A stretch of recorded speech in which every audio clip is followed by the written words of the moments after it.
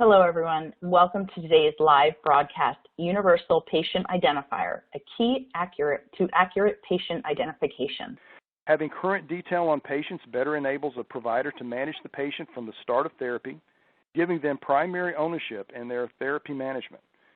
Managing patient behavior from the onset of therapy will result in better health outcomes, as well as increased efficiency for the pharmacy provider with reduced DIR fees, better star ratings, and, of course, additional fills.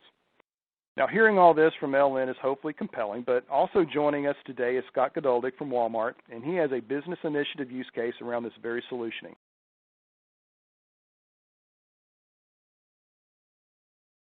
Hi, Scott. Hey, Jay. Hey, everyone. Appreciate you letting me jump on today. Like you said, I'm Scott Godoldig, and I support our health and wellness product and innovations. And so this was something that one of my products is, of course, our master data services, customer records, and the like. And so we've been having this conversation internally for quite some time, as I'm sure all of you have. And really what we've seen is no different than what you have. And really the culture is shifting from it being very prescription-centric and the customers kind of coming to us and doing things kind of in our way and whatnot, to really the industry shifting to be more customer-centric, and where we're trying to find new ways of delivering this service, prescriptions and services, their way to them. And so that really kind of changes our focus and narrative and how we need to react to that. And so in addition to that, as you've seen on these slides, we really fell into that, second tier of category where we were internally managing our records. We, like everybody can get, make sure that all the data fields are complete. They have something inside them. Make sure that there's valid characters, alphanumeric characters within each data set. But, now that we're trying to go and meet the customer at least out on the 50-yard line, if not in their homes, that accuracy piece is really something that we needed to make sure was spot on as we were going to go and do that. And there's a couple of reasons that we made the decision to move towards LexisNexis. And that was the accuracy piece. And really, we talk to the customers, we can find out from them. We can ingest some of the information from what we get in through SureScripts portal. But really, has the customer moved? Has something changed? Those were things we really needed to stay on top of if we were going to be effective in addressing that shift from prescription-centric to customer-centric operations.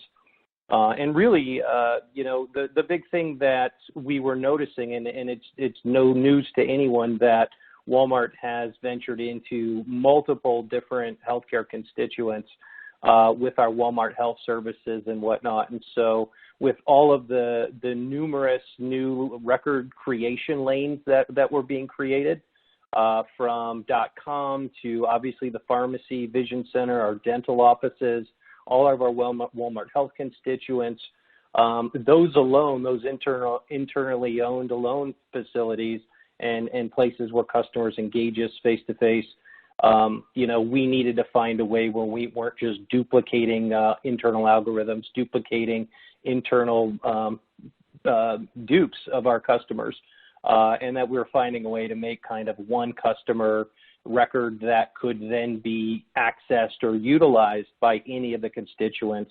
And so to say it plainly, if a customer is a pharmacy customer and then they decide all of a sudden that they need to get glasses, they can go into our vision centers and boom, they're in there. If somebody goes to one of our labs at a Walmart Health facility in Georgia and then decides that the results of those labs, their prescriber needed to write them a medication, they come into our pharmacy, whammo, they're in there, and we can trust that record is complete, valid, and accurate, and then we can, of course, embellish it for our purposes within our discipline. And so that was a huge use case for us, is to really create interoperability amongst our different healthcare providers and constituents, on top of course, getting that accuracy up into the upper 90% percentile, so that our PIM team can then, manage the rest of that internally and lower that burden. One thing I do want to say is, you know, the Lex ID, we could create internal IDs at each one of these different places and even map those centrally. But where we were as we started bringing on more and more different providers and access points, there were many more. The number of APIs to different vendors, vendor software, vendor tools that were occurring was just growing exponentially, and so.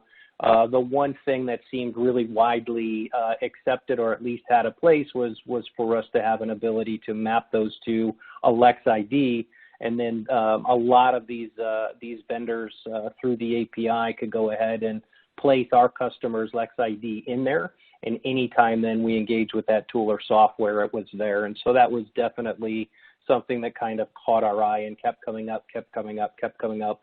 And led us to really start engaging conversations with a third-party vendor to help us manage this interoperability. And then in addition to that, really, Jay kind of glossed over it, but an important thing for us, and I'm sure it's for everyone, is managing minors. You know, minors are kind of something that any of you that work with your internal PIM teams and your algorithms and whatnot, the minors can be a challenge.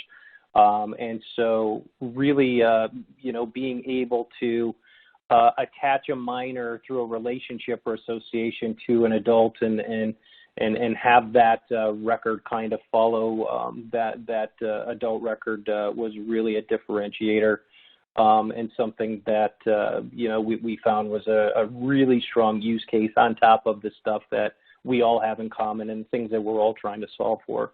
That really turned out to be something that was just kind of the sealed the deal for us as we were socializing this internally amongst our compliance folks and regulatory folks, and not wanting to go backwards and really overburden every time we brought in, boom, we're going to start up dental offices now in these 3 states. All of a sudden, now we have to really overburden the PIMS team again and again and again. We can have these records kind of follow themselves around and update a little bit more automatically through this help. And so it's been spectacular. My contact information is Scott Geduldig, Geduldig. If you ever want to reach out at walmart.com, I'd really be. We've really had a great experience, and the problems and use cases that we wanted to solve for and enhance, we have been checking all of those boxes, and so it's been a really great experience.